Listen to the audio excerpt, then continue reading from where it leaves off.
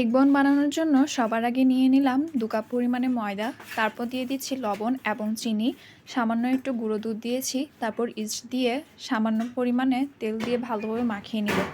তারপর একটু পানি দিয়ে ভালোভাবে ডোটা করে নিব। ডোটা করা হয়ে গেলে শেষে একটু তেল ব্রাশ করে রেখে দিব। তারপর অন্য পাশে কড়াইতে পরিমাণ মতো পেঁয়াজ এবং কাঁচামরিচ দিয়ে ভালোভাবে নরম হয়ে আসা পর্যন্ত অপেক্ষা করব। তারপর 3টে পরিমাণে ডিম দিয়ে দিলাম, তারপর সামান্য পরিমাণে সস এড করে দিয়েছি।